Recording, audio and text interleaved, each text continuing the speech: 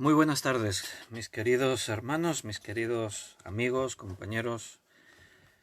Volvemos a estar aquí. Vamos a estudiar la Biblia, la palabra de Dios. Vamos a continuar estudiando acerca de la oración. Es un tema fundamental, básico, importante en nuestra vida y no nos podemos descuidar, pese a que parece que sea algo tan familiar para nosotros ya, ¿no? Hoy es lunes 27 de abril, año 2020. Y aquí estoy, un servidor vuestro, Víctor Rubí, como una herramienta para que Dios nos use y ahí pues Él disponga y nos pueda llevar en el estudio de la palabra de Dios. Hoy nuestro estudio de la palabra acerca de la oración tiene que ver con poder sin límites. Dijimos que se titula este estudio. ¿Y qué es eso del poder sin límites? ¿Dónde está eso? Me interesa, ¿no? ¿A quién no? Bueno, ahora vamos a ver qué dice la Biblia. Bienvenidos a todos los que os estáis ya conectando en el directo de este Facebook. Un saludo, he visto ya ahí los saludos de Miriam, de Beatriz, y veo que ya muchos hermanos están conectándose. Así que qué bueno poderos ver un día más. Seguro que Dios tiene cosas para decirnos. Así que, bueno, oraremos para pedir que Dios nos dirija. Creo que siempre es una buena costumbre encomendarnos a Dios, ponernos en sus manos para que Él tome el control. Mientras continuáis escribiendo saludos, María Luisa, Juan, Karina, bienvenidos a todos. Un abrazo en el Señor y me alegro mucho veros. Débora, bienvenida. ¿Habéis leído el capítulo 1 de Nehemías? Ayer en el estudio, al terminar, os invité, si os animabais y tenías un ratito para leerlo. Bueno, no sé si alguien se acordó y lo leyó. Así que, bueno, Cecilia, Nancy, Paco, Gloria, Sandra, ahora pasan los mensajes muy rápidos porque todos queréis saludar y me alegro mucho. Vamos a orar mientras algunos más todavía están conectando. Vamos a ponernos en la presencia del Señor. Padre, muchas gracias por esta nueva oportunidad. Gracias por cada uno de mis hermanos que buscan tu palabra, que tienen hambre por esa palabra. Tu iglesia necesita a estos hermanos, cada uno de los que se vuelven a ti. Y como tú le dijiste a la iglesia de Filadelfia, no has negado mi nombre y has guardado mi palabra. Pues aquí tienes a un grupo de tus hijos, Señor, que no han negado tu nombre y no dejan tu palabra. Queremos seguir perseverando en ella y para venir a este estudio de esta tarde, pues queremos presentarnos delante de tus manos, que tú nos tomes, que nos lleves, para que todo lo que digamos y hagamos venga de ti, Señor, y que tú también nos des sabiduría para comprender y para recibir esta palabra. Muchas gracias por haber dejado, Señor, establecido la iglesia para que nos podamos apoyar unos en otros. Gracias porque nos sentimos parte de tu reino y qué bueno que podamos estar ahí, tus hijos, tratando de buscar esa unidad a la que tú nos has llamado. Bendice este tiempo, guíanos, guárdanos, que todo venga de ti y que el Espíritu Santo lo controle todo a partir de ahora. Te lo pedimos y te lo agradecemos en el nombre de nuestro Señor Jesucristo. Amén. Muy bien, hermanos, pues mientras oraba, igual han pasado más saludos. Veo ahora a Patricia, Benito, pues muy bienvenidos a todos. Bueno, os pregunté antes si alguien se había leído Nehemías 1, si no, ahora vamos a leer, porque el tema de hoy, como hemos dicho, se titula Poder sin límites y es algo que sabemos, que nuestro Dios es todopoderoso, Él no tiene límites, su poder es ilimitado. Entonces, si hablamos de poder ilimitado, sin límites, pues solo podemos referirnos a Dios. Él es el que tiene todo en sus manos. Como Él dijese aquel día que le hablaba a Abraham y Sara estaba escuchando, acerca de que les iba a dar un hijo, y Sara se rió porque dijo, bueno, Abraham viejo, yo estéril. Y Dios planteó una pregunta, ¿hay acaso algo difícil para Dios? Bueno, la respuesta es no, no hay nada, no difícil, no hay nada imposible, todo es posible para Dios. Dios habla y las cosas ocurren. Dios con el poder de su palabra habló y fueron hechos los cielos y la tierra y todo lo que hay sobre la superficie de este planeta y todo lo que vemos en el universo. Entonces su poder no tiene límites. Y la oración, hermanos, es el medio que Dios ha puesto a nuestra disposición para que podamos llegar hasta Él, hasta su misma presencia, y eso nos coloca en poder disponer de ese poder sin límite que Dios tiene. Ya sabes que hay unas condiciones, eso lo estamos viendo en los estudios. No es una varita mágica que la agitas y pides un deseo y te se concede. Estamos hablando de relación.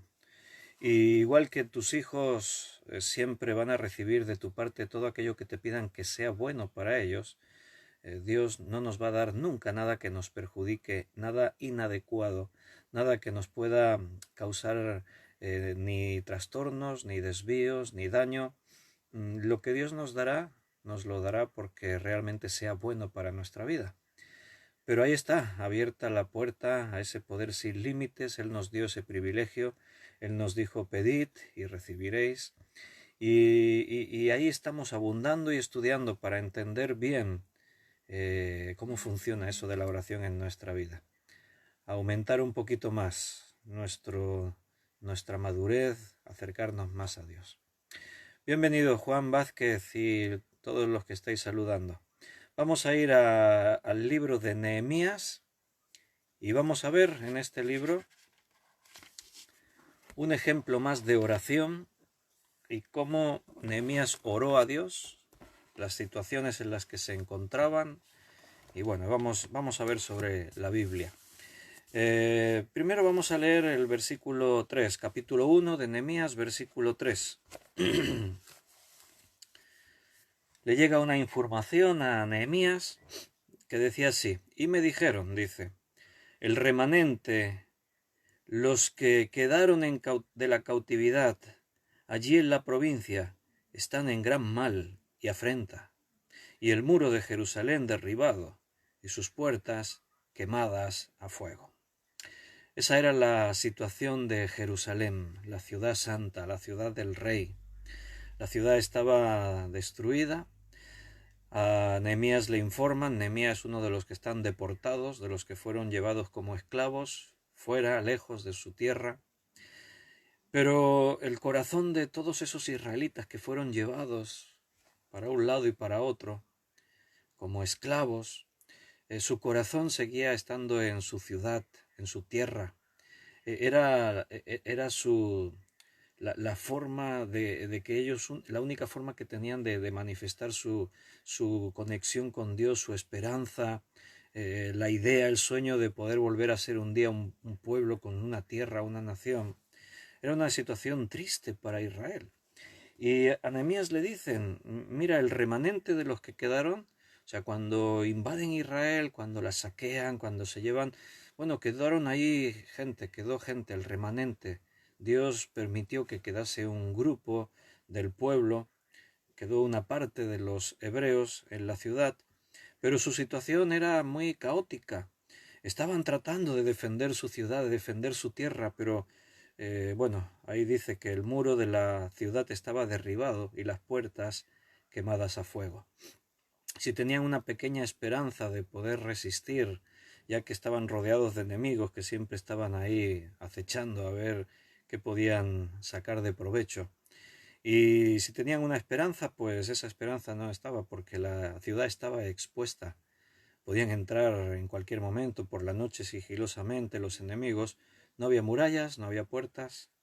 Así que cuando Nehemías oye esta información, esto le golpeó duro, se quedó muy afligido, se quedó muy realmente triste. Y entonces vemos lo que ocurre a continuación. Vamos a leer del versículo 4 hasta el 11. Cuando oí estas palabras, dice Nehemías, me senté y lloré. E hice duelo por algunos días, y ayuné y oré delante del Dios de los cielos. Realmente el espíritu de Nehemías estaba abatido al escuchar esta terrible información. La esperanza era que si había quedado un grupo en Jerusalén que defendiesen su ciudad, que no cayese en manos enemigas, que la ciudad al final no se convirtiese en la tierra de otros, de idólatras que bueno, era lo único que les quedaba a los hebreos, la esperanza que tenían un día poder volver a su tierra, que es la nación continuase. Y cuando Nehemías oye esas palabras, dice que se sentó y lloró. Hizo duelo por algunos días y ayunó y oró delante del Dios de los cielos. Hace unos días hicimos un estudio acerca del ayuno, que al final pues tiene que ver con lo que estamos estudiando ahora, con la oración, porque hoy en día siempre se relaciona oración y ayuno, y en la Biblia también vemos que muchas veces iba acompañado. Pero recuerda lo que estuvimos estudiando y aquí vuelve a salir. Yo te dije prácticamente siempre que tú veas que aparece el ayuno en la Biblia está relacionado con llanto, con duelo, con lamento. Y aquí lo vuelves a tener. Cuando escuché estas palabras me senté y lloré e hizo duelo por algunos días y ayuné y oré delante del Dios de los cielos. Ahí estaba, doliéndose, llorando, haciendo duelo, ayunando. El ayuno prácticamente siempre era una manifestación de pesar, de dolor. Era la expresión, igual que echarse tierra encima o arrojarse cenizas o romper las vestiduras o hacer duelo o llorar. El ayuno iba acompañando a todo esto, dejar de ingerir alimentos como una muestra del dolor profundo que uno siente. Y claro, muchas veces la oración también estaba, porque cuando un hijo de Dios se encuentra en ese momento de desesperación, de llanto, de tristeza, ¿qué hace? Pues hablar con Dios, ¿verdad? Orar a Dios, decirle a Dios, Señor, este es nuestro problema, ¿qué hacemos? Y eso es lo que hace ahora. Nehemías, oré delante del Dios de los cielos y dije, te ruego, mira ahora la oración, estate atento escuchando lo que él, si tienes la Biblia y me estás siguiendo en la lectura, estupendo. Mira cómo oró Nehemías, te ruego, oh Jehová, Dios de los cielos, fuerte, grande y temible, que guarda el pacto y la misericordia a los que le aman y guardan sus mandamientos. Esté atento ahora tu oído y abiertos tus ojos para oír la oración de tu siervo, que hago ahora delante de ti, día y noche, por los hijos de Israel, tus siervos, y confieso los pecados de los hijos de Israel que hemos cometido contra ti. Sí, yo y la casa de mi padre hemos pecado. Me voy a detener ahí. Leeremos hasta el versículo 11, pero así vamos resaltando algunas de las cosas que aparecen en la oración de Nehemías. La situación es muy complicada, recuerda, han quedado pocos en la ciudad santa, en Jerusalén, y las condiciones de la ciudad son pésimas, las murallas destruidas, las puertas quemadas. Entonces los enemigos, bueno, están a sus anchas para entrar y devastar lo que quieran. Y Nehemías ora delante de Dios. Nehemías está llevado esclavo, no está, él no está allí. Él está con el rey Artajerjes. Y entonces Nehemías ora a Dios. Primero lo que hace Nehemías es exaltar el nombre de Dios, es lo primero. No es una obligación que la oración empiece con gratitud y alabanza a Dios, pero es algo que casi que sale de forma natural. Como dice el Salmo 100, ¿no? Entrad por sus puertas con alabanza, con acción de gracias por sus atrios, ¿no? Con alabanza, por acción de gracia, entrad. Cuando tú vienes a la presencia de Dios, ¿qué es lo primero que podrías decirle a Dios, no? Pues gracias, Señor, por lo que tú haces y reconocer lo que Él es. Eso es lo que Nehemías hace, reconoce lo que Dios es. Dios de los cielos, fuerte, grande y temible, que guarda el pacto. ¿Qué pacto? Bueno, Dios siempre ha tratado con nosotros, con la humanidad, a través de pactos. Dios hizo un pacto con Adán, Él hizo un pacto con Noé, hizo un pacto con Abraham. Él ha hecho un pacto ahora con nosotros, la Iglesia. A ese pacto se le llama el nuevo pacto en la sangre de Cristo. Dios siempre ha tratado con pactos. ¿Qué es un pacto? Es un acuerdo legal, podríamos decir, solemne. En un pacto hay dos partes y siempre en el pacto que Dios hace con los hombres hay una parte que tiene que ver con nosotros y una parte que tiene que ver con Dios. Él nos pide que hagamos algo, Él promete hacer algo.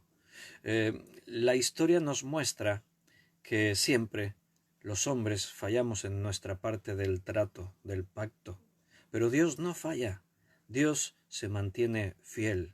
Por eso Nehemías le reconoce a Dios que guardas el pacto. Dios nunca falla, Él es fiel a lo que ha dicho y Él cumple sus promesas y cumple lo que Él prometió a cada uno de nosotros, que guarda el pacto y la misericordia. Dios es un Dios de misericordia. Y ese pacto y esa misericordia la guarda a los que le aman. ¿Te acuerdas, no? Romanos 8:28. Todo les ayuda bien, ¿a quiénes? A los que aman a Dios. O sea, el amor se demuestra, hermano?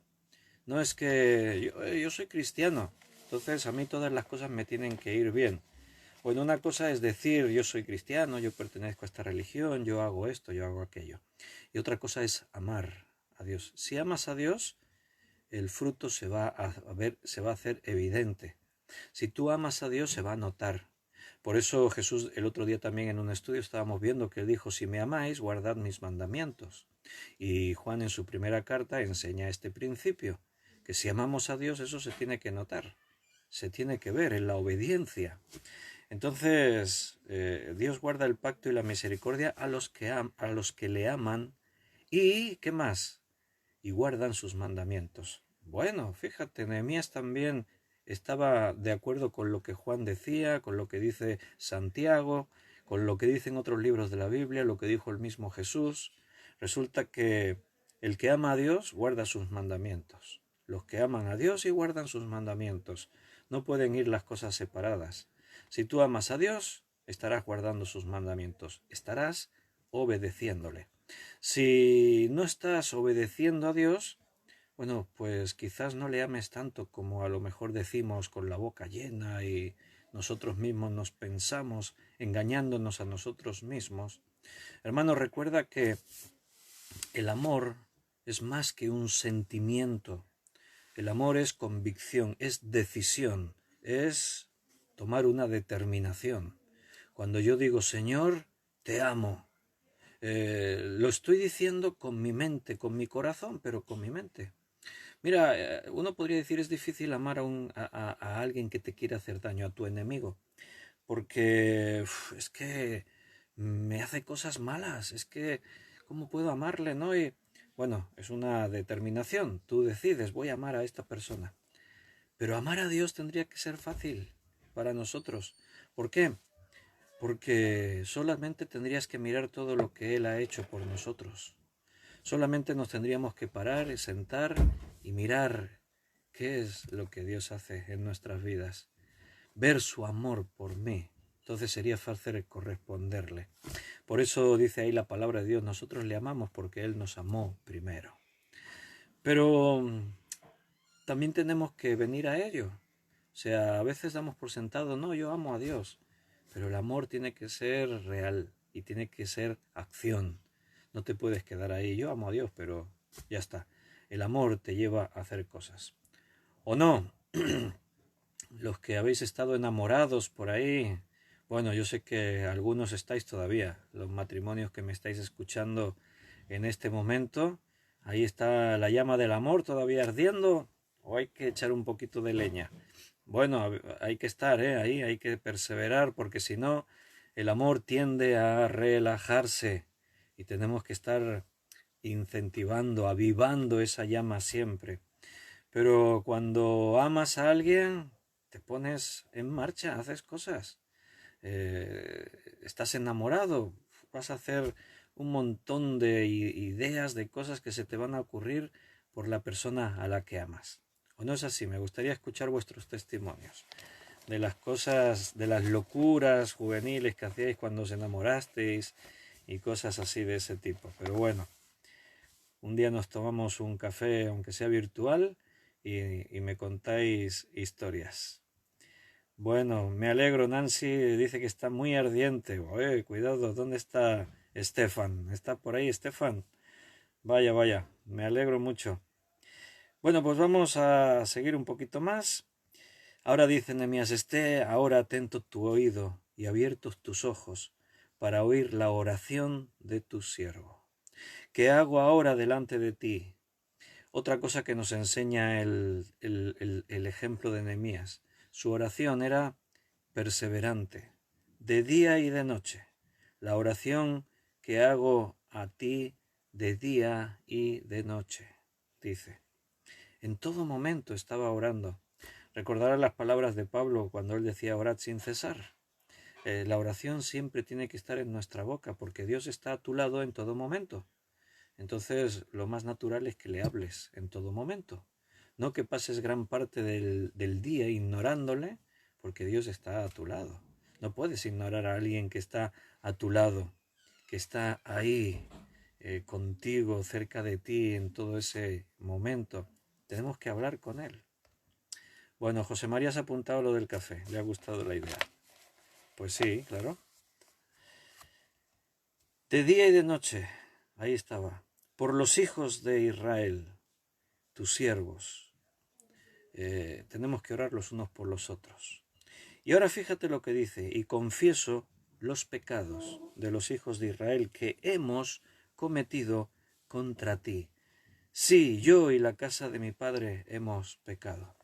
Esa es una parte importante en nuestras oraciones, la confesión de pecados.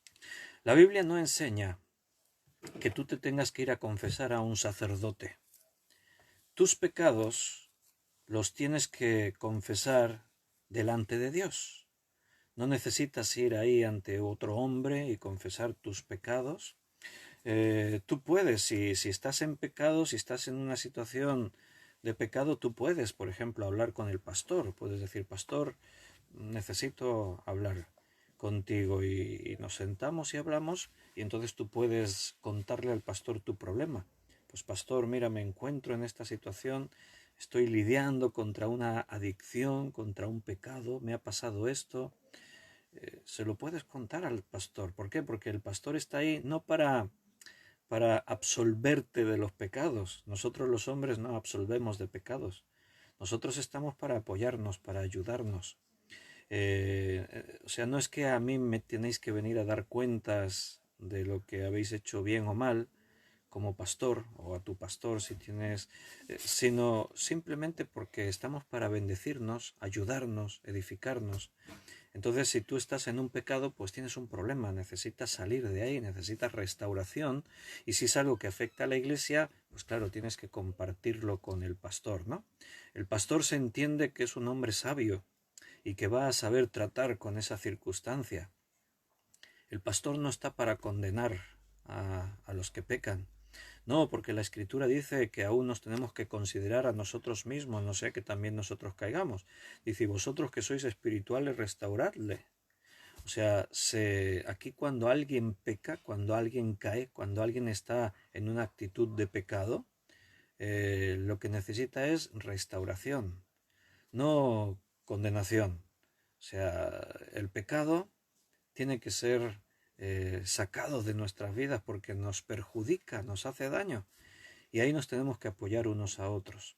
Entonces pueden ser pecados que tienen que quedar ahí, en la intimidad de la persona con el pastor, y el pastor pues va a tratar de ayudarte, de apoyarte para salir de eso. Es bueno confesarlo en ese sentido. Pero no pensando, hay pecado, tengo que confesarme ante el sacerdote para que el sacerdote me absuelva. No, no es bíblico eso, no está en la Biblia. Si pecas delante de Dios y eres hijo, ya tienes tu abogado, que es Jesucristo. Él aboga por ti. Todos tus pecados son borrados, son limpiados. Él murió por todos esos pecados. Otra cosa es eso, las consecuencias del pecado en este mundo. Por eso a veces es bueno que también lo compartas con el pastor o con los hermanos líderes de la iglesia para buscar soluciones, para buscar restauración, para que no estés solo. porque el pecado al final nos trae sufrimiento, consecuencias y tenemos que apoyarnos unos a otros en ese sentido. Entonces una parte fundamental de la oración es la confesión, pero a Dios. Señor, perdóname, hemos pecado. Y nota que Nehemías dice, yo he pecado también. O sea, Nehemías dice, ellos han pecado.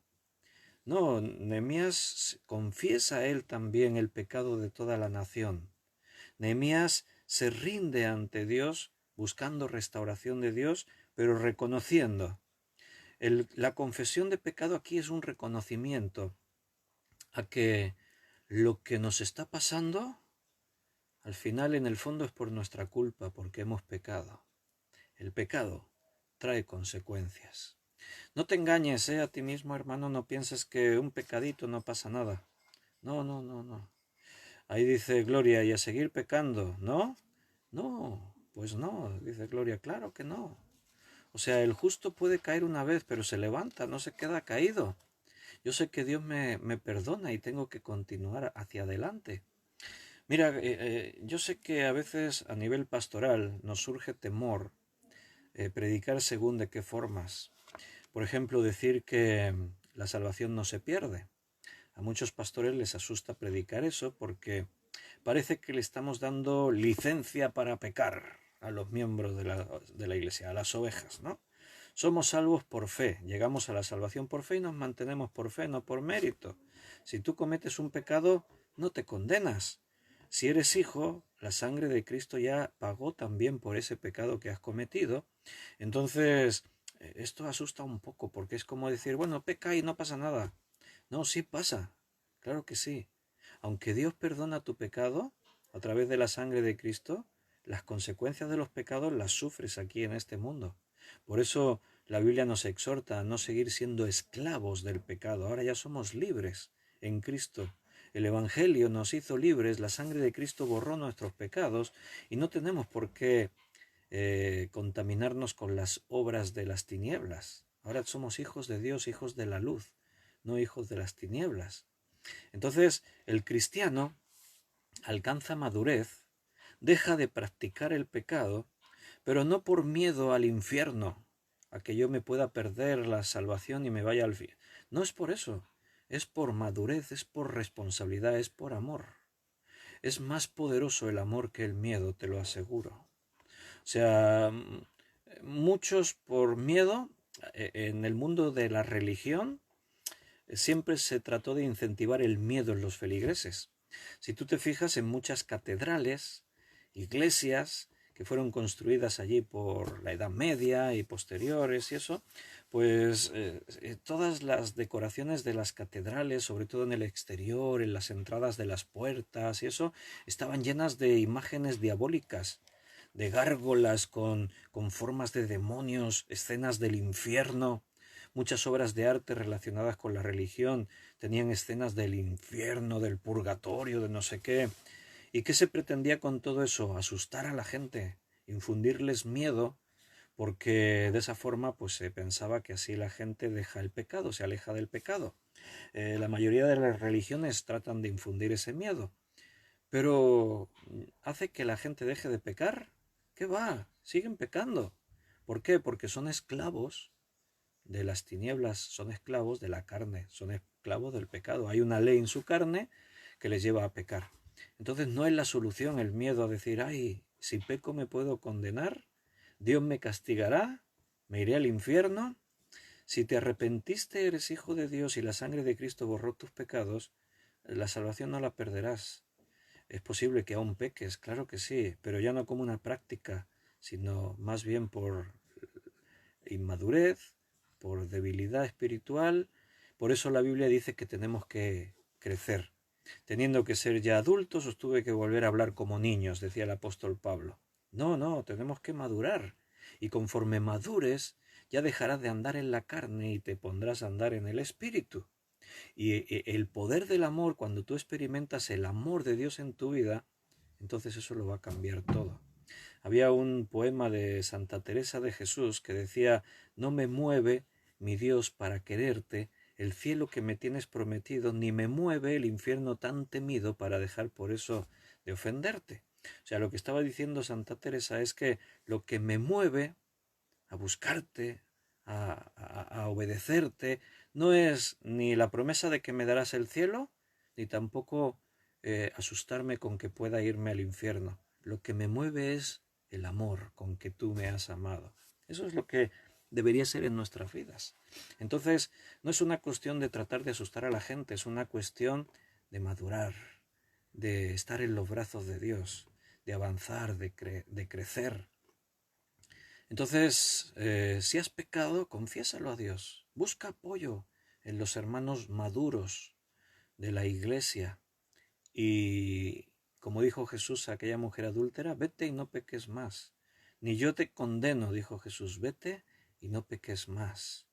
Entonces, para eso estamos, para ayudarnos y crecer juntos. Pero es fundamental reconocer a veces el pecado.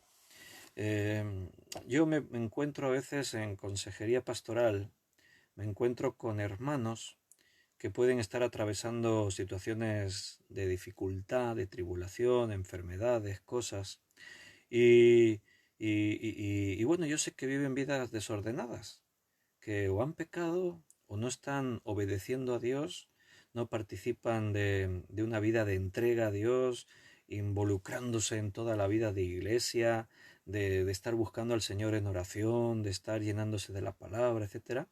Entonces a veces acude una persona al pastor, pastor, es que estoy con esta situación de enfermedad y no salgo de esto y ¿qué hago? ¿Qué puedo hacer? Oren por mí para que me sane.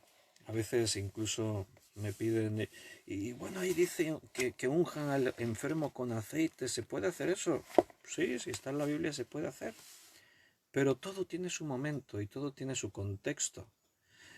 Si hay cosas desordenadas en tu vida, primero hay que poner en orden todo eso. Porque si no, no podemos buscar la bendición de Dios. El pecado trae consecuencias a nuestra vida. Puede provocar enfermedad. No digo que cada vez que uno está enfermo es culpa de que haya pecado. No, no, no. A veces eso a los religiosos les pasa. Veían a uno enfermo y decían, este es que pecó. ¿Pecó este o sus padres? Una vez le dijeron a Jesús cuando él iba a sanar, no es que si estás enfermo es por culpa del pecado. Ahora, el pecado puede provocar enfermedad. Eso sí, el pecado te puede crear problemas, circunstancias. Imagínate que fuiste a robar un banco y ahora estás en la cárcel y dices, ay Señor, ¿por qué tengo que estar en este lugar? ¿Por qué tengo que estar en la cárcel? Bueno, pues el Señor te dice, pues porque robaste un banco. Es así de obvio, ¿no? Señor, líbrame de esta situación. Bueno, Dios no se hace cómplice de nuestros pecados. En este mundo pagamos las consecuencias de lo que hacemos mal.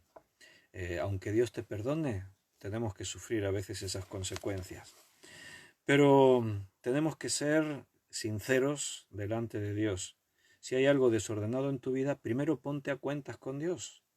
Y después saber, quizás Dios tiene una voluntad en tu situación. Él está tratando con tu vida. Pero los pasos se tienen que dar de uno en uno para no querer llegar más allá del problema que tenemos en realidad. Nehemías confiesa, una parte indispensable en la oración, la confesión, saber que estemos a cuentas con Dios. Y confieso los pecados de los hijos de Israel que hemos cometido contra ti. Sí, yo y la casa de mi padre hemos pecado. Versículo 7. Estamos en Nehemías capítulo 1, versículo 7. Bien, hasta ahí, hermanos. Avanzamos. En extremo nos hemos corrompido contra ti, y no hemos guardado los mandamientos, estatutos y preceptos que diste a Moisés tu siervo. Israel era el pueblo de Dios, y el pueblo de Dios había perdido su identidad. Los enemigos les habían invadido. El reino estaba roto, la nación se había resquebrajado. Habían sido deportados, llevados cautivos. La ciudad de Jerusalén, la ciudad del rey, estaba destruida. Los profetas habían sido asesinados.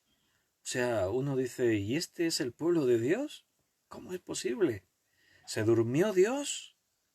Dios se descuidó y los enemigos les atacaron, eran muy poderosos los enemigos y Dios no les pudo defender. Dios dijo, fuisteis llevados cautivos porque os faltó conocimiento. Dios una y otra vez le advirtió al pueblo que si le dejaban a él al lado y se volvían a los otros dioses, si no obedecían lo que estaba escrito en la palabra, si no estaban cerca suyo, entonces sufrirían las consecuencias. Y esto es lo que están sufriendo. Por eso dice Nehemías, en extremo hemos pecado, en extremo nos hemos corrompido contra ti. Y el mismo Nehemías explica el por qué, explica cuál es el pecado. No hemos guardado los mandamientos, estatutos y preceptos que diste a Moisés tu siervo. Cuando ellos entran a poseer la tierra, en el libro de Josué, ya estaban los libros de Moisés escritos, Génesis, Éxodo, Levítico, Números y Deuteronomio, el Pentateuco, 5 libros. Y ahí estaba la voluntad de Dios expresada. Esa era su palabra. Y Dios le dijo a Josué, nunca se apartará de tu boca este libro de la ley, sino que de día y de noche meditarás en él, para que hagas y guardes conforme en él está escrito. Entonces, haciendo esto, harás prosperar tu camino, todo te saldrá bien. Pero ¿qué hizo el pueblo? Se olvidaron de obedecer, se olvidaron de la palabra de Dios, convirtieron la religión en una serie de rituales, de formas externas, pero por dentro eran idólatras, eran avaros, eran codiciosos, eran lascivos, pecadores. Entonces, lo que les ocurrió no ocurrió porque sus enemigos fuesen muy poderosos. Los enemigos eran poderosos, pero Dios es más poderoso.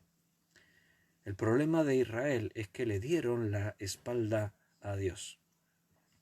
Hermanos, si le das la espalda a Dios, si estás fuera de su voluntad, si no estás obedeciendo su palabra y te pasan cosas malas, ¿por qué te quejas? ¿Por qué preguntas dónde está Dios? ¿Por qué buscas encontrar sentido a tu problema? Ponte a cuentas con Dios. Y entonces, cuando estés a cuentas con Dios, ya Dios tratará con tus problemas y te dirá lo que sea. Te puede decir, bástate mi gracia, o puede ese problema quizás desaparezca porque era consecuencia de tu desobediencia, de tu pecado. Versículo 8. Acuérdate ahora de la palabra que diste a Moisés tu siervo, diciendo, si vosotros pecareis, yo os dispersaré por los pueblos. Ahí tienes la consecuencia de su pecado. Pero si os volvereis a mí y guardareis mis mandamientos y los pusiereis por obra, aunque vuestra dispersión fuere hasta el extremo de los cielos, de allí os recogeré y os traeré al lugar que escogí para hacer habitar allí mi nombre. Arrepentimiento, bendición. Volverse a Dios, Dios trae sanidad. Es un principio bíblico. Ayer lo leíamos en Crónicas. Si mi pueblo, sobre el cual mi nombre es anunciado, se humillare y orare, entonces yo, si te humillas, si te arrepientes, Dios está siempre cerca, dispuesto a escucharte y a perdonarte. Dios siempre quiere lo mejor para sus hijos.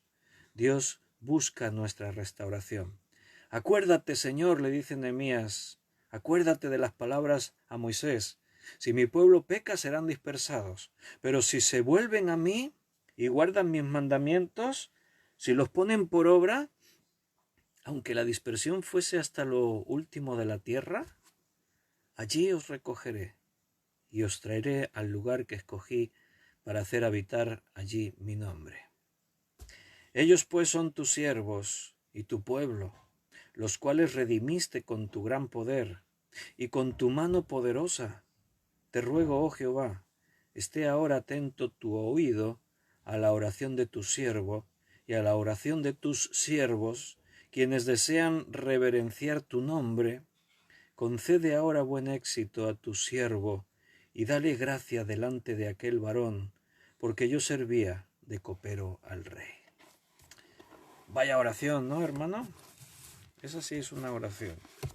Bueno, ahí tenemos que aprender de cómo oraban estos hombres, estas mujeres de la antigüedad. ¿Por qué? Porque eran hombres que amaban a Dios, que buscaban el favor de Dios, que reconocían su pecado y se arrepentían, y Dios los bendecía. Bueno, pues no vamos a leer todo el libro de Nehemías ahora, claro, ni tendríamos tiempo, pero la historia, si la habéis leído, si la recordáis, si no, pues léelo. A mí es uno de los libros que más me gustan de la Biblia. La historia que cuenta el libro de Nehemías está llenísima de enseñanzas, de las experiencias de este pueblo. Pero ahí está que Nehemías pues tiene ese pesar en su corazón y él es copero del rey. ¿Qué era un copero del rey? Pues el que probaba lo que el rey se iba a beber. Lo que el rey ingería, el copero lo probaba primero. ¿Para qué? Para asegurarse de que no estuviese envenenado.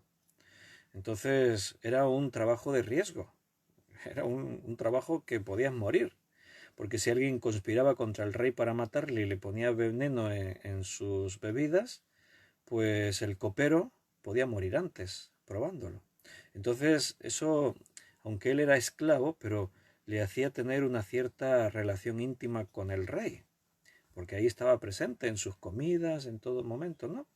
Entonces, él, con su tristeza, está delante del rey y el rey Artajerjes le pregunta, ¿por qué estás triste, Nehemías? Y entonces Nehemías se lo explica, es que las noticias de mi pueblo, de mi ciudad, de Jerusalén, son estas. Y todo está ahí destruido y tal, y total que, bueno, la historia viene que hablan, el rey habla con él, Nehemías pues le pide el favor al rey, y el rey al final, esto es ya el resultado de la oración, el rey le dice a Nehemías que le da permiso, que puede ir hasta Jerusalén para dirigir la reconstrucción de la ciudad, que él incluso le va a facilitar, le va a proveer de medios para que él vaya, para que pueda poner en marcha todo esto. Así que esa es la primera reacción a la oración de Nehemías, es que Dios ya se pone en marcha y responde. Y provoca un milagro tremendo. El propio rey Artajerjes, que es pagano, él no cree en Dios, de pronto se pone todo en las manos de Nehemías para que él pueda ir a Jerusalén y dirigir al pueblo la reconstrucción. Y ahí están, con las murallas caídas, los enemigos amenazándoles. Dice que trabajaban con una mano, tenían la espada, con la otra mano trabajaban. O sea, era una situación. Y dice que las montañas de escombros eran grandísimas. Pero habían orado a Dios. Y el poder de la oración no tiene límites. Porque hace que Dios actúe. Cuando tú oras y oras de la forma, entonces, si buscas a Dios y oras de la forma correcta, Dios se mueve. Y cuando Dios se mueve, no hay ningún problema. No hay enemigos, no hay obstáculos grandes. Dios puede cualquier cosa. Nuestra situación, de pronto, ya no es un imposible. Para Dios, nada es imposible. El poder a través de la oración no tiene límites. Es ilimitado. La Biblia, hermano, está llena de ejemplos de este tipo. Por eso quedó escrita, para que conozcamos por el ejemplo de estas historias, para que veamos también cómo Dios trata con nosotros. Mira, te voy a poner otro ejemplo en segundo libro de Samuel, capítulo 21, versículo 1. Segundo libro de Samuel, 21, 1. A ver.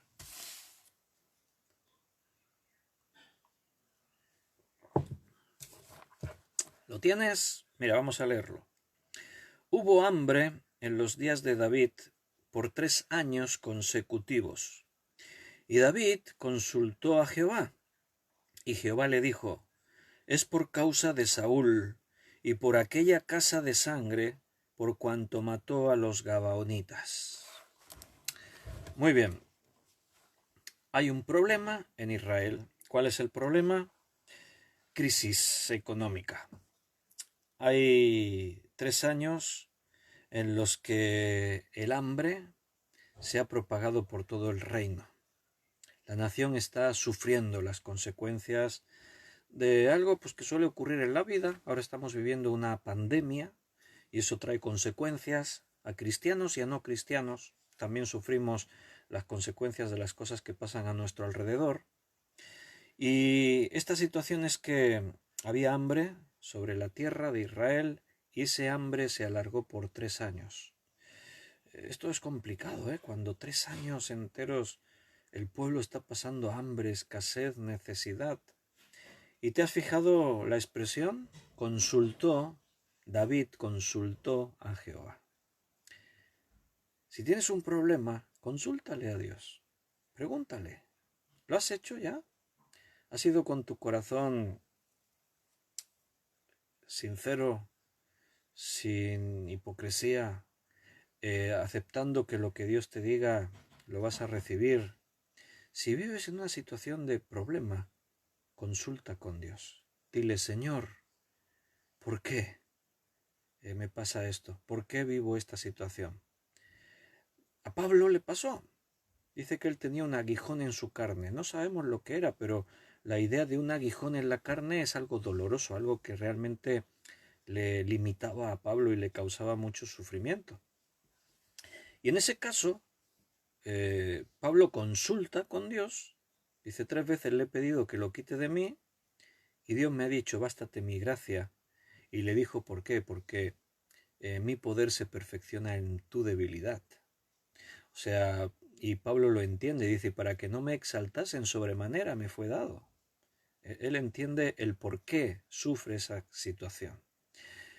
Como hijos de Dios, no tenemos por qué vivir situaciones contrarias, sufrimiento, tribulaciones, sin saber por qué. Si tú estás viviendo una situación que se prolonga durante mucho tiempo, consúltale a Dios. Dios es tu Dios, es tu papá, si es. Entonces háblale, pregúntale. A ver, no esperes escuchar a lo mejor una voz ahí en la soledad de tu habitación que Dios te diga, pues mira, te pasa. No, pero a lo mejor Dios te está hablando mediante una predicación, un estudio bíblico. A lo mejor Dios te habla, tú mismo abres su palabra. Recuerda que una de las cosas que hemos dicho es que tenemos que aprender a orar sobre la Biblia también, para que tú le hables a Dios, pero para que Dios te hable a ti. O sea, tenemos que entrar en esa forma y Dios te va a hablar. Dios te va a decir por qué. Si de pronto tú entiendes que hay pecado, arrepiéntete. Mira, hemos visto el caso de Nehemías y hemos visto que el problema de la nación de Israel no era un problema externo, era un problema espiritual. Hemos visto que en los tiempos del rey David vivieron muchos problemas, pero aquí están viviendo un problema, hambre en la tierra de Israel. 3 años llevan con hambre. Y cuando David consulta a Jehová, Dios le revela cuál es el problema. ¿Y cuál era el problema? Espiritual. Si seguimos viendo ejemplos, hermano, te vas a dar cuenta de una cosa. Los problemas de los siervos de Dios, los problemas del pueblo de Dios, los problemas de la iglesia de Cristo, los problemas no son terrenales, son espirituales. ¿Te suena de algo esto? Efesios 6, a lo mejor, versículo 10 en adelante, porque nuestra lucha no es contra carne ni sangre, sino espiritual. Contra las tinieblas, los gobernadores, etc. O sea, nuestros problemas no son terrenales, nuestros problemas son espirituales. Es por causa de Saúl, le dijo Dios a David, por causa de Saúl y por aquella casa de sangre, por cuanto mató a los gabaonitas. Saúl hizo venganza por su cuenta y mató a los gabaonitas cuando ahí tenían un pacto. Entonces actuó por cuenta propia, no tuvo en cuenta lo que Dios pensaba ni lo que se había prometido o pactado. O sea, cometió un pecado Saúl y fíjate las consecuencias del pecado cuáles fueron. Hambre sobre la tierra durante 3 años. ¿Te das cuenta cómo el pecado a veces produce tribulación en nuestra vida que no esperaríamos? A veces nos pasan cosas y nos preguntamos, ¿y por qué me pasa esto? Y a lo mejor es fruto de un pecado. Recuerda, insisto, lo que dije antes. No en todos los casos cuando tú estás en una enfermedad o tienes un problema es por culpa de un pecado directo. Pero a veces sí lo es. Por eso tú tienes que saber que lo que te está pasando no sea por un pecado, por unos pecados. Tienes que saberlo. Porque si fuese así, no tienes por qué estar ahí. Arrepiéntete, vuélvete a Dios, como pasó con Nehemías, y Dios sanará. Sanará tu tierra, sanará tu vida, sanará tu economía, tu familia, tu situación. Nuestros problemas son espirituales y los problemas espirituales traen consecuencias también en nuestra carne, en este mundo, en nuestra vida. Se habla mucho estos días con el COVID-19, esta pandemia, esta enfermedad. Tú vas a escuchar predicadores que su mensaje es que por nuestro pecado estamos sufriendo eso. Vas a escuchar a otros que no tiene nada que ver. Dios no castiga, Dios no envía enfermedades para castigarnos. Vas a escuchar a otros. Hay muchas opiniones. Pero hay algo que es obvio. Y es que el ser humano llevamos siglos exprimiendo la naturaleza. Llevamos siglos dándole la espalda a Dios. El mundo no quiere saber de Dios. El mundo blasfema contra Dios, aborrece a Dios. Entonces, ¿qué esperas? ¿Cómo crees que le va a este mundo? ¿Cómo piensas que le van a ir las cosas al planeta Tierra y a sus habitantes? Eso sí lo enseña la Biblia, que cuando tú le das la espalda a Dios, entonces vives a tu suerte, y tu suerte, hermano, si tienes que depender de eso, pues que tengas suerte. El mundo que le dio la espalda a Dios sufre las consecuencias de vivir alejado de Dios, y las obras de los hombres son malas. Entonces llevamos años exprimiendo la naturaleza. La creación gime, el cambio climático. Cada año, en estos últimos años, se ha acentuado más los cambios que tienen que ver con el clima. Todos los días hay noticias. Ayer estaba leyendo una noticia que desde el espacio se observa cómo los hielos del Polo Sur y el Polo Norte y Groenlandia se van retrocediendo, pero de una forma vertiginosa. No sé cuántos kilómetros, un montón de kilómetros cada año, dijeron, no sé, 40 kilómetros, no sé cuánto, en un año retroceden los hielos. Entonces decían, toda esa agua dulce va a parar al mar. Eso tiene consecuencias nefastas para la vida en el mar. Los mares son la maquinaria que hace que sea posible la vida en el planeta. Las corrientes oceánicas, la corriente del Golfo, que es la corriente atlántica que permite que el clima sea un clima agradable.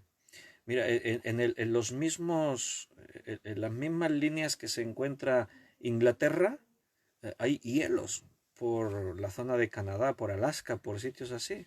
Pero aquí es posible que se crea un clima templado, porque en el Atlántico hay una corriente de agua que baja hacia abajo, llega hasta la zona del Ecuador, por ahí se calientan las aguas y vuelven a subir hacia arriba.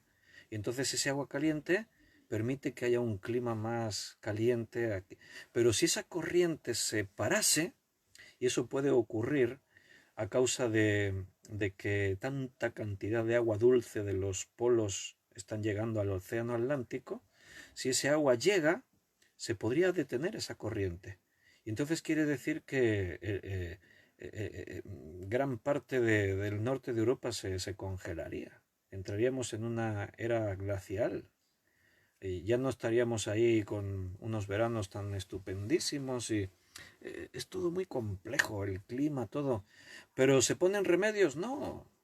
El vivir la comodidad que tenemos, el precio para el mundo tecnológico y de diversión y todo en el que estamos, tiene un precio. Y el precio es seguir exprimiendo al planeta. Cada año los incendios son devastadores, hay inviernos muy duros, veranos excesivamente calurosos, las tormentas tropicales y los huracanes cada vez son más potentes, más numerosos, en fin. ¿Y todo por qué? Porque el hombre ha querido administrar las cosas según su sabiduría, dándole la espalda a Dios. Y en la iglesia pues igual. Ahí estaban por 3 años con hambre. Señor, ¿cuál es el problema? El problema es un pecado. El pecado del rey. Habéis pecado y estáis sufriendo las consecuencias. Mira, vamos a mirar otro texto. Zacarías, capítulo 4, versículo 6. Vamos al final del Antiguo Testamento. Y el penúltimo libro del Antiguo Testamento, Zacarías. Vamos a leer el capítulo 4, versículo 6. Dice, entonces respondió y me habló diciendo, esta es palabra de Jehová a Zorobabel, que dice, no con ejército, ni con fuerza, sino con mi espíritu, ha dicho Jehová de los ejércitos. Zorobabel está dirigiendo al pueblo para la reedificación del templo después del exilio. Las amenazas eran muchas. Nehemías se puso a reedificar la ciudad, las murallas. Zorobabel se pone a edificar el templo. Los enemigos acechaban, las amenazas eran muchas, los medios pocos. ¿Cuál era el problema? El problema era espiritual. ¿Qué le dice Dios a Zorobabel? Mira, no es con ejército, ni con fuerza, sino con mi espíritu, ha dicho Jehová de los ejércitos. La historia, si la quieres conocer mejor, léete el libro de Esdras. Nehemías reconstruyen las murallas, Esdras reconstruyen el templo, ponen en marcha el culto a Dios otra vez en la casa de Dios. Pero el problema no es carnal, no es terrenal, no es contra los enemigos, no es contra el COVID-19, no es contra la enfermedad, no es contra el paro que te has quedado sin empleo. El problema no es que alguien te odia y quiere lo peor y siempre te busca ver cómo dañarte. Nuestros problemas son espirituales, hermano. Por eso necesitas librar las batallas espiritualmente. Orar, oración. Ora a Dios. Cuando oras a Dios, recibes información correcta. Dios te dice dónde está el problema. Consultó a Jehová, Jehová le dijo. De pronto estás haciendo uso de esas armas poderosas que tenemos en Dios. Ayer hablábamos de eso. Las armas de nuestra armadura. Y la oración te mete de lleno en la victoria. Porque cuando oras, estás cerca de Dios.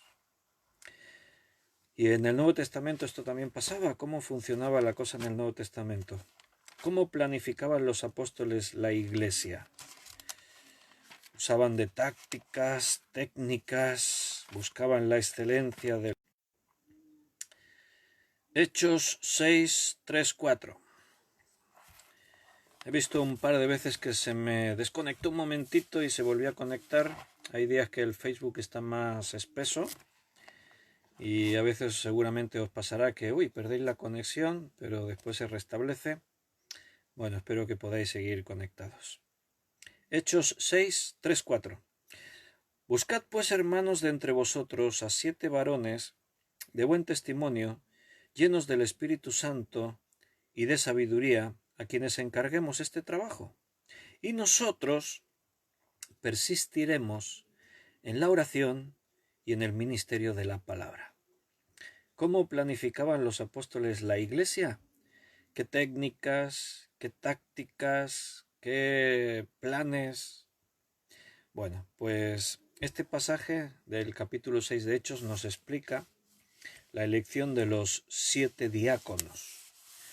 ¿Qué son los diáconos? Servidores, gente que sirve en la iglesia. Recuerda, ancianos, diáconos, obispos, pastores, no son categorías. Si eres el pastor tienes más categoría que otro. Si eres diácono, ya tienes una categoría más elevada que uno que es miembro de la iglesia. Esto no es el ejército así por rangos, son reconocimientos al servicio. Entonces un pastor es un servidor, está al servicio de Dios y ha recibido el mandato de Dios para apacentar, para pastorear a las ovejas. Un diácono es un servidor, está para servir. Los ancianos, los obispos, los pastores, todos estamos ahí para servir y se reconoce ese servicio con un nombre. Entonces resulta que creció el número de los discípulos, había un montón de necesitados en la iglesia, había muchas viudas, muchos pobres, y de pronto la iglesia se vio sumergida en un montón de trabajo para poder ayudar a estas personas necesitadas. Tenían, pues, por así decirlo, comedores sociales. La gente venía a comer y la iglesia procuraba ese alimento. Entonces, los apóstoles, como líderes de la iglesia, estaban ahí sirviendo y llegando a todos estos lugares, pero llega un momento en el que se dan cuenta que no dan abasto y están descuidando cosas. ¿Qué cosas? La oración y la predicación de la palabra. Y entonces dicen, esto no podemos permitirlo. Si hay algo fundamental en la iglesia es la oración y la predicación de la palabra. Mira, si no podemos llegar a otras cosas, todo es importante, ¿eh? Pero si tienes que escoger entre orar y predicar y cualquier otra cosa, ora y predica. Siempre eso va antes que todo lo demás.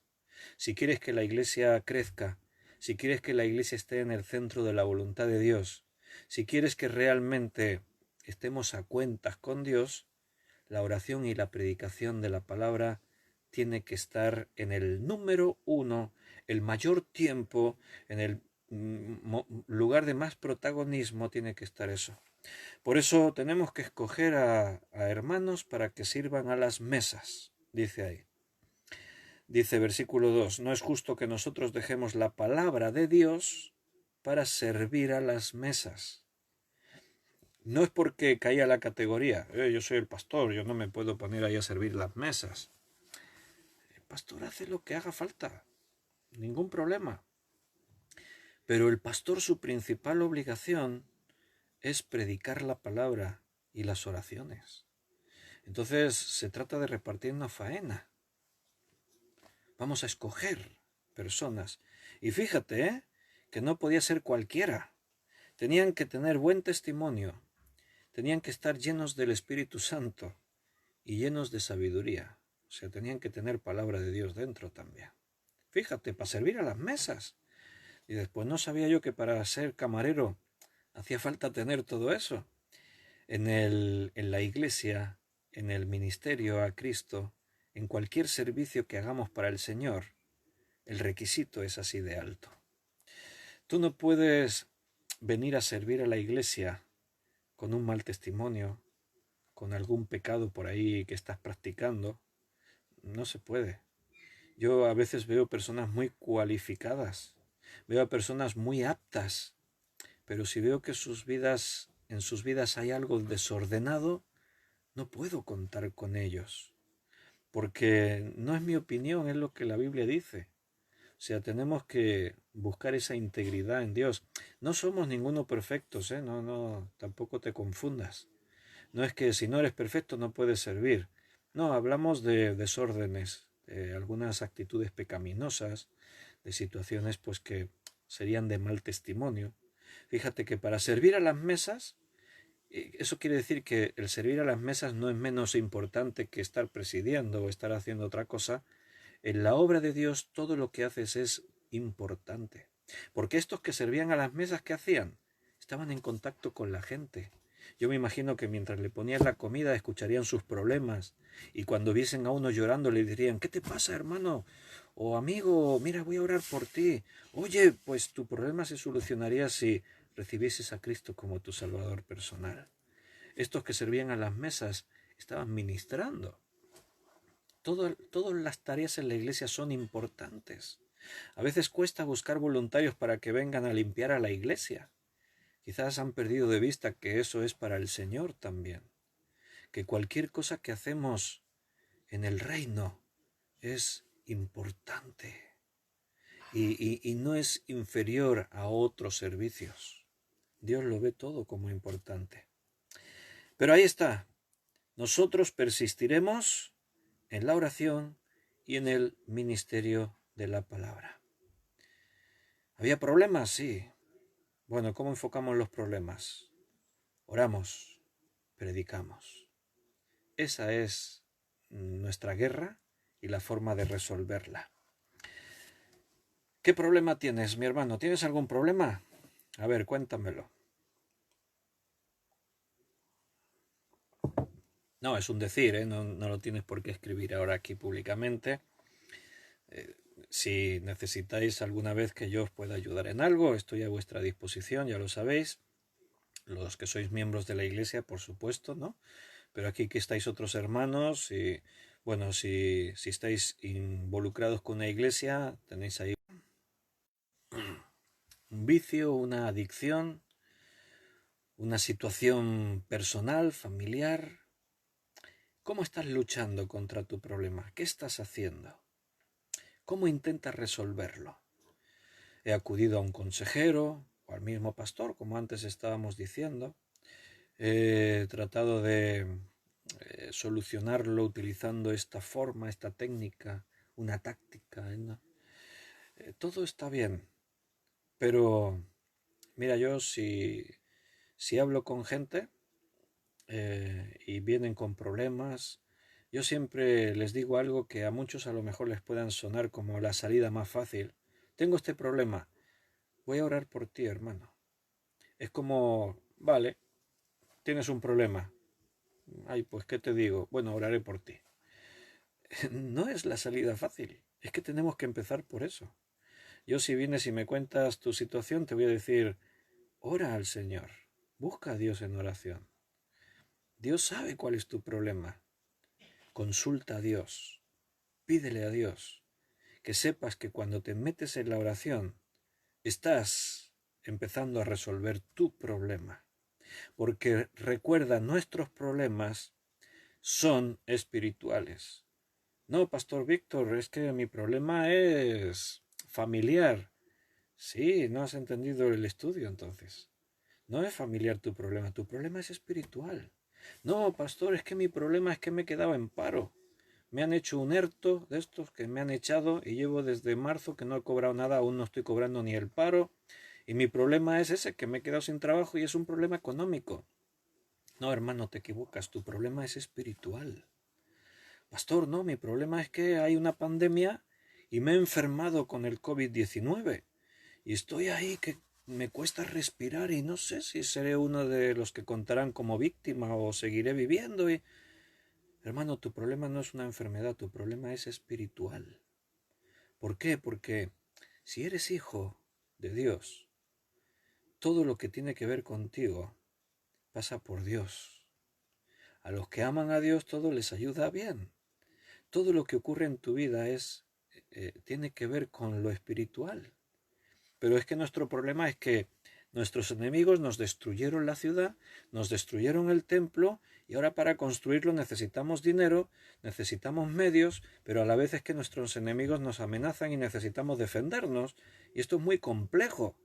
Y Dios le dice a Zorobabel que tu problema no es ese, que tu problema es espiritual, porque no es con espada, ni es con ejército, es con mi Santo Espíritu.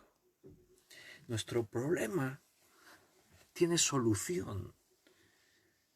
Y la solución viene por pelear la batalla de la forma correcta, en oración, echando mano de las armas espirituales y dejando que Dios haga las cosas. ¿Cuánto tiempo dedicas a orar, hermano? A estar en comunión con Dios. Recuerda lo que estos estudios se tienen que ver en conjunto, porque en un solo estudio no abarcamos a decir todo lo que se puede decir de la oración. Entonces, el otro día decíamos, orar no es mecánico. Voy a orar, Señor, te pido que tú me des un trabajo mejor, Señor, te pido que tú me sanes de esta enfermedad, Señor, te pido que tú bendigas a mi hermano, Señor, te pido que tú le soluciones este problema. La oración no es mecánica, no es me pongo ahí, bla, bla, bla, bla, bla, bla, bla. La oración es detente, Párate delante de Dios. Abre tu Biblia. Quédate en silencio. Trata de aislarte del mundo que te rodea. No es meditación trascendental. No. Es busca que el Espíritu fluya. El Espíritu Santo da testimonio a nuestro espíritu, dice. E incluso nos enseña cómo tenemos que pedir, cómo tenemos que orar. Métete en la presencia de Dios. Háblale. Cuéntale lo que hay en tu corazón. Abre tus sentimientos a Dios. Dile lo que te pasa, dile cómo te sientes, como si fuese tu amigo más íntimo, porque lo es. Es el mejor amigo que tienes. Dios no está ahí para condenarte, Él no vino para condenar al mundo, vino para que el mundo fuese salvo por medio de Él. Dios no busca a ver, me voy a enterar a ver de lo que has hecho mal y te voy a dar fuerte. No, lo que Dios busca es tu restauración, que tu vida sea bendecida. Él te quiere bendecir más allá de lo que te puedas imaginar. Ven y habla con Dios así como te sientas. Pero la pregunta es, ¿cuánto tiempo dedicas a orar de esa manera? Puedes orar durante todo el día cuando vas conduciendo, cuando tú encuentres esa dinámica de oración, de saber que en todo momento Dios está a tu lado y puedas hablar con Él como hablas con cualquier otro. No importa si alguien te ve ahí en el coche que está parado al lado tuyo en el semáforo y te ve ahí, ay Señor, qué bueno que eres y tal, y te miren y digan, ese está loco, está hablando solo. No, baja la ventanilla y le dices, no estoy hablando solo, estoy hablando con Dios. Bueno, a lo mejor es peor, entonces dicen, sí, está loco, definitivamente está loco. Bueno, pues da igual al que piensen que estás loco. Tú sabes que no, que Dios está ahí. ¿Cuánto tiempo pasas en oración? ¿Y por qué oras? ¿Oras por los que no creen? ¿Por la salvación de las almas? Ese es el primer objetivo de Dios. El primer motivo de oración de Jesús es ese, la salvación de las almas. Conoces a un montón de personas que no son salvas. Algunos de ellos quizás dejen de vivir en esta vida en los próximos días. Si se van sin Cristo, se condenan para toda la eternidad. Ora por ellos, hermano. Hazte listas de oración. Apúntate los nombres, porque después de memoria se nos olvidan a veces. Forma tu lista de oración y pon ahí personas que conozco que no son salvas. Lucha por ellos en oración. Recuerda que la oración es una lucha espiritual. ¿Cuál crees que es el problema de esas personas que no son salvas? El problema es espiritual. Bueno, pues pelea por ellos en oración. Ora por tu pastor. Ora por el hermano que está compartiendo la palabra. Porque ahora cuando yo estoy compartiendo la palabra con vosotros, también hay una lucha espiritual aquí. Yo trato de confiar que sea el Espíritu Santo el que nos lleve, nos guíe. Pero necesito vuestras oraciones. Tu pastor necesita tus oraciones para predicar. El domingo, cuando él vaya a predicar, necesita que tú lo hayas apoyado en oración y hayas peleado por él. Yo, hermanos, agradezco. Yo sé que mis hermanos oran por mí, no para que me enriquezca. Nunca os pediría, orad por mí, hermanos, porque me quiero comprar un chalet nuevo. Orad para que gane más dinero. Nunca os pediría eso. Pero os agradezco muchísimo que oréis por mí para que el Dios me dé más sabiduría para predicar su palabra, para que lo que hacemos y decimos en la iglesia esté dirigido por Él exclusiva y únicamente, porque esta es su obra, no es nuestra. ¿Conoces hermanos con problemas? Ora por ellos. Recuerda que sus problemas no son de este mundo, son espirituales. ¿Estás orando por tu familia? Ora por tu esposa o tu esposo, ora por tus hijos, ora por tus papás, ora por tus hermanos. Tienes un montón de temas por los que orar. Por eso está bien que tú tengas una lista de oración. Mira, ¿quieres que te proponga algo? Voy a intentar ayudarte para que sigas creciendo y vayas adquiriendo un hábito de oración. Me refiero a ese momento en el que, y cerrada la puerta, oras a tu Padre que está en los cielos y Él que te ve en secreto te va a bendecir, te va a escuchar. Dices, yo no estoy haciendo eso. Los que estáis haciéndolo ya, adelante a perfeccionarlo, por eso estamos estudiando. Los que no estáis haciéndolo, proponte empezar a hacerlo, pero escúchame bien. Proponte comenzar con algo asequible para ti. No empieces pensando voy a estar 1 hora, 2 horas, 4 horas. No, no empieces por ahí. No lo conseguirás y esto te provocará una reacción negativa. Te enfriarás más. No, la próxima vez ya ni lo buscarás hacerlo. Dirás, no, a mí es que esto no me funciona. Mira, ponte una meta asequible. ¿Crees que podrías cada día encerrarte en un sitio, aunque sea en el baño, en tu habitación? ¿Podrías hacerlo 5 minutos? A ver, sinceramente, ¿crees que por 5 minutos al día, bien cuando te levantes por la mañana, bien antes de irte a dormir, en una pausa durante algún momento del día, crees que podrías 5 minutos solamente ponerte en un lugar solo, sin distracciones, y hablar con Dios así como estamos hablando? Yo creo que es una meta asequible, ¿no? Bueno, pues propóntelo. Si no tienes ese hábito, empieza así por algo pequeño. Después ya podrás ir aumentando, pero empieza por algo pequeño. No te obsesiones con decir es que quiero estar 2 horas orando. Ojalá, pero empieza poco a poco. Hay que empezar por lo que podemos hacer y después lo demás irá surgiendo por sí solo, fluirá por sí solo. En las iglesias tenemos nuestras reuniones de oración. Normalmente casi todas las iglesias tienen su reunión de oración. Ese es otro tema. ¿Son necesarias las reuniones de oración de la iglesia? Claro que sí. Dicen los Hechos de los Apóstoles que la iglesia del primer tiempo, que perseveraban, y entre otras cosas dice también en las oraciones. O sea, era una iglesia que oraban unidos. Orar unidos se puede hacer de muchas formas porque la Biblia no establece un patrón a seguir de conducta, que todos estén con los ojos cerrados, se levante uno y ore. No, o sea, se pueden utilizar muchas fórmulas.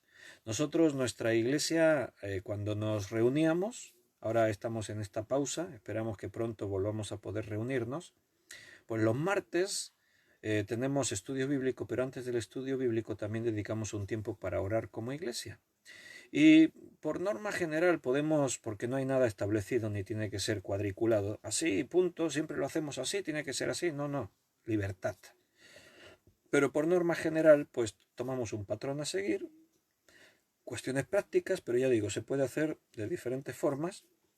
Entonces lo que hacemos es, si somos 30, 40 personas, pues nos dividimos en grupos pequeños, de 3 o 4 personas. Y así, en ese tiempo, en un tiempo más reducido, podemos orar todos los hermanos. Y estamos orando como iglesia. Se pueden hacer veladas de oración, se pueden hacer reuniones de oración de diferentes formas, incluso estar ahí en quietud y silencio orando. No sé, se puede hacer de muchas formas. La reunión de oración de la iglesia es importante porque nos centramos en quién es Dios. Y tenemos que centrarnos más en quién es Dios que en qué necesitamos.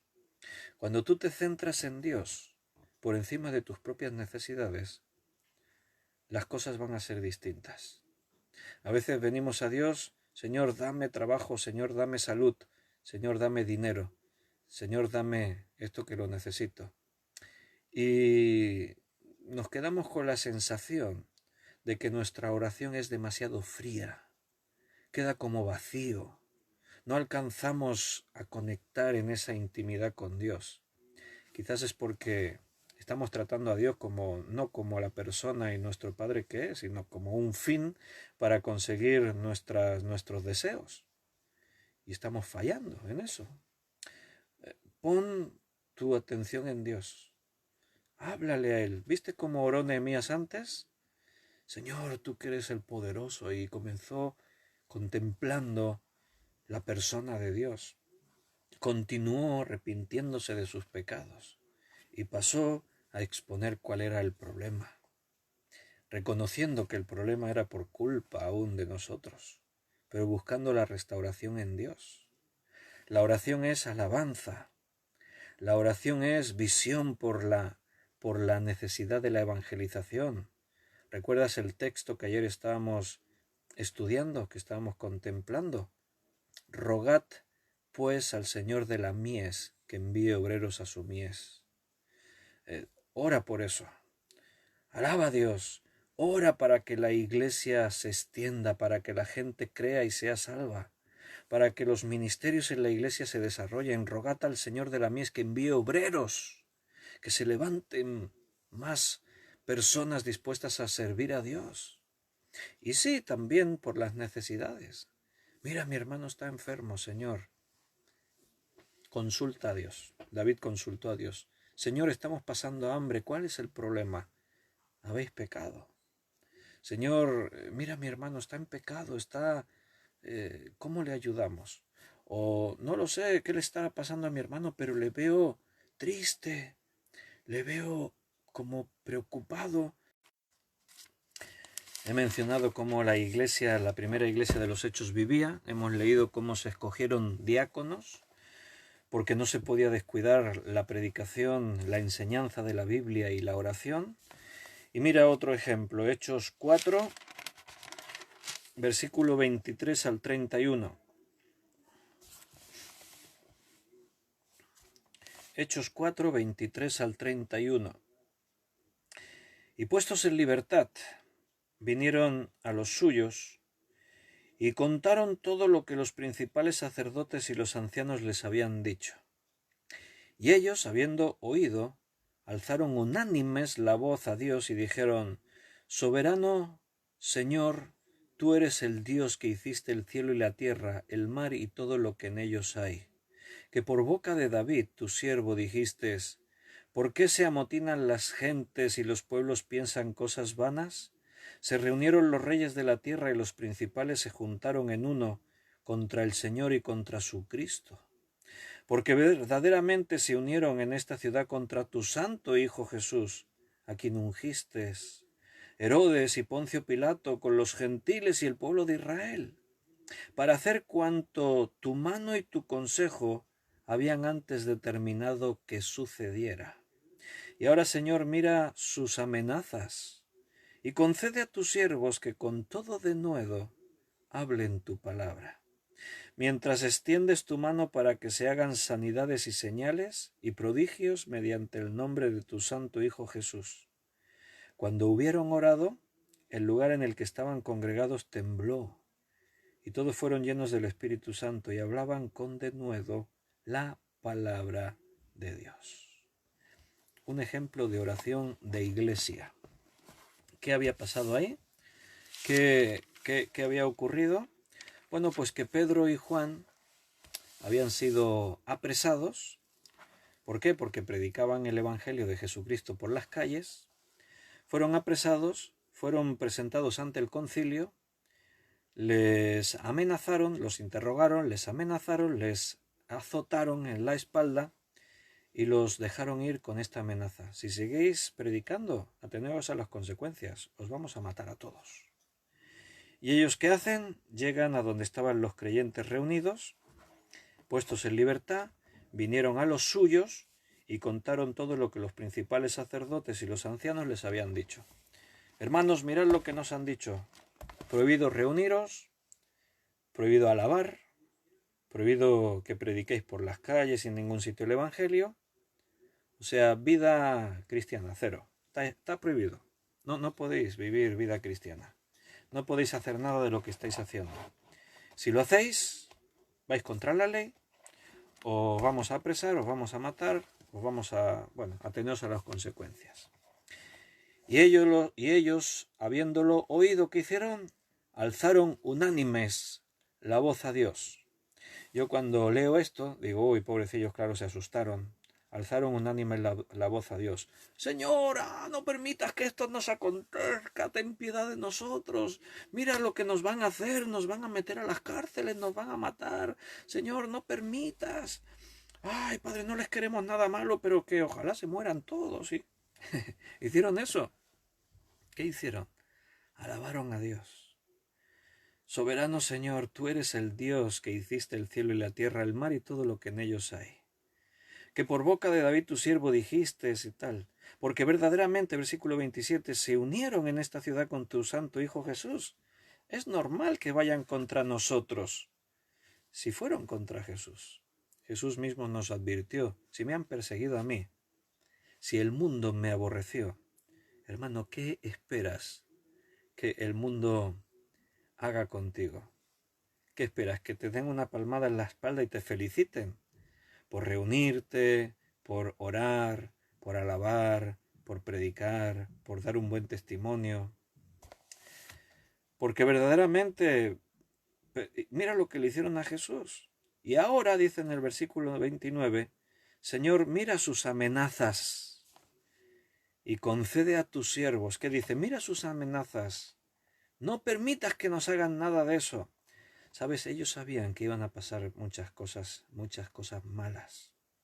Pero su petición, porque ellos entendieron que el problema no era humano, no era una lucha contra carne y sangre. Ellos entendían que su problema era, dímelo tú, correcto, espiritual. Su problema era espiritual, así que concede a tus siervos que con todo denuedo hablen tu palabra.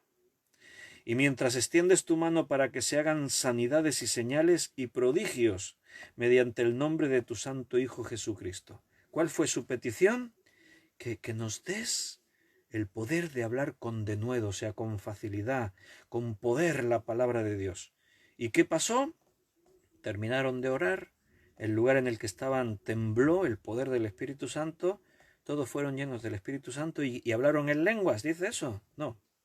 Dice, y comenzaron a hablar con denuedo la palabra de Dios.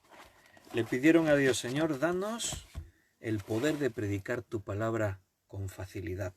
Danos el poder de hablar con sabiduría tu palabra. Inmediatamente acabaron de pedir eso y Dios se lo concedió. Se fueron de ese lugar a predicar la palabra de Dios. Pero están locos. Les acaban de decir que no lo hagan, que los van a matar. Y muchos murieron. La primera iglesia cada día sufría la pérdida de vidas por seguir a Cristo. Pero la iglesia no dejaba de crecer cada día. El Señor añadía a la iglesia a los que debían de ser salvos.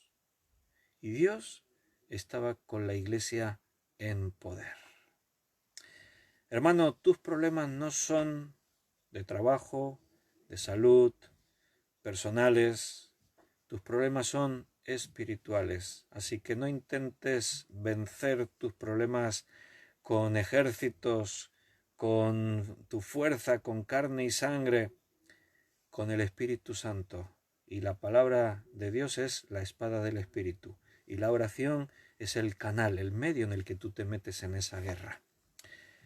Poder, hermano, toda tu situación, toda tu vida, todos tus problemas tienen solución en las manos de Dios. Busca la solución correcta. Sigue creciendo en oración. Hermanos, tenemos que terminar. No me quiero extender más porque ya se hizo la hora. Llevamos aquí ya 1 hora y media y no quiero extenderme más por amor a vosotros también. Y así, bueno, espero que os quedéis con ganas para que mañana podamos seguir. Mañana es martes, a las 8 nos volveremos a ver aquí y como todos los martes estudiaremos un poquito más del libro de Apocalipsis. Después de haber estado viendo la semana pasada acerca de la ciudad santa, la nueva Jerusalén, pues mañana avanzaremos un poquito más en este libro de Apocalipsis y seguro que Dios nos va a bendecir y nos va a hablar cosas que llenarán nuestro espíritu. Así que hermanos, muy buenas noches, que Dios os cuide, os bendiga, que podáis descansar, que sea una noche realmente confortable, de restauración, y espero veros mañana, espero ver a cada uno de vosotros ahí con más ganas de estudiar y aprender más de su palabra.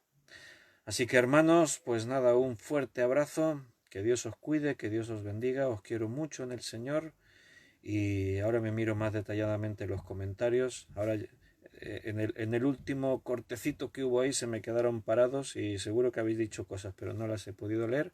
Ahora me las miro en el ordenador y os puedo contestar. Y si Dios quiere, repito, mañana nos vemos. Amén. Que Dios te bendiga.